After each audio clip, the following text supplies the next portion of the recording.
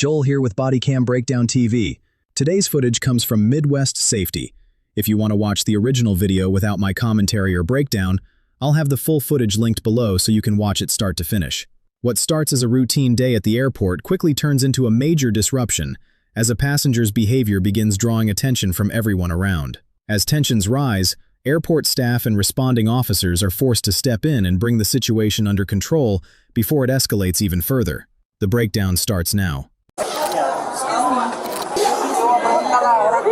Now I'm confused. Is that hers?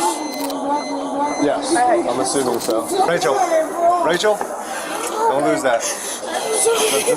I'm sorry, listen. I prayed for this. I know, your quarrels with Spirit. I had a family member die today. I just can't get home. I'm just so frustrated. I've been dealing with delays since Friday. Listen, hey. I don't know. I give him an attitude and he canceled my flight. When someone is this emotional, officers often have to slow the conversation down and separate the facts from the frustration before deciding how to move forward. Take a breath. Take a breath. I just need to get home. Okay, why are they, what I don't know. I'm frustrated. I give him an attitude. Okay. I don't know what else to say. I'm frustrated. I'm going to go home. Excuse me, what's that? It's supposed to be at 10:25, so it's delayed. They're not going to let you fly on this flight, is what they're telling you, correct? Why though? I don't know. Officers are trying to provide a path forward here rather than simply shutting down her travel plans. When alternatives are being offered, the focus is usually on resolving the situation with as little disruption as possible. Leave Well, you're not leaving us tonight. I don't know what else to tell you. Why are you guys being so insensitive? We're not being insensitive, we're just telling you what they're saying. I'm sorry. I didn't even say nothing It's to not him. between us. Okay, but can you talk to him? About what? I don't know. You don't know either. I cannot do anything. Spirit's not going to let you try. I don't understand. They rebooked you for tomorrow. What don't you understand about that? Okay, you are not flying today. Why? I paid for this flight. How? I paid for the flight. Officers have already explained the airline's solution, but when someone is focused on their frustration, important information can get lost in the moment.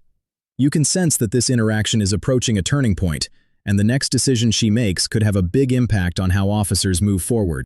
You keep this up, you're not going to be flying out here tomorrow. Ma'am, do not walk over there. Rachel, we're done. All right, you're not going to make things better. Come on up over here in front of the... You're not flying tonight. That's all you got to do. You're not listening, bro. But what's going to happen is if you keep this up, you're not going to fly out of here, period. What time is this flight tomorrow?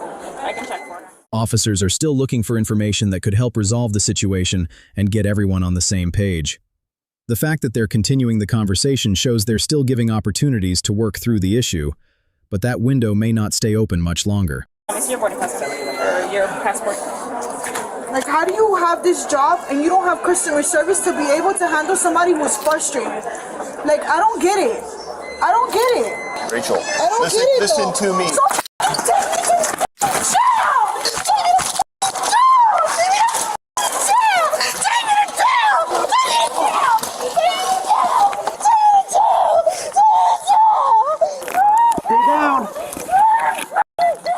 The focus has clearly shifted from resolving the original issue to managing the encounter itself.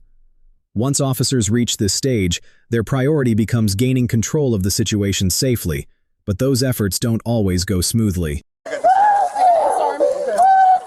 Scoot back. There you go. There we go.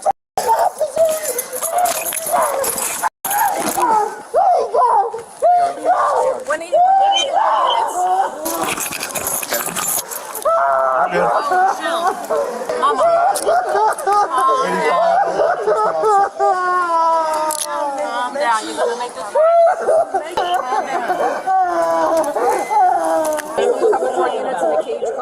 The encounter ultimately ended with Rachel being taken into custody after the situation continued to escalate, despite multiple efforts to de-escalate and find a workable solution. Court records later showed that she faced several charges connected to the incident. She ultimately entered a no-contest plea to 3 counts of battery on a law enforcement officer, while the remaining charges were dismissed. The court withheld formal adjudication, placed her on 36 months of probation, ordered counseling, imposed restrictions on drug and alcohol use unless medically prescribed, and prohibited her from returning to Orlando International Airport. Situations like this highlight how quickly a stressful moment can spiral when emotions begin driving decisions instead of communication. What started as a travel disruption gradually shifted into a much larger problem, creating consequences that lasted well beyond the airport that day. Do you think this situation could have been resolved differently before it reached this point? Let me know your thoughts in the comments below.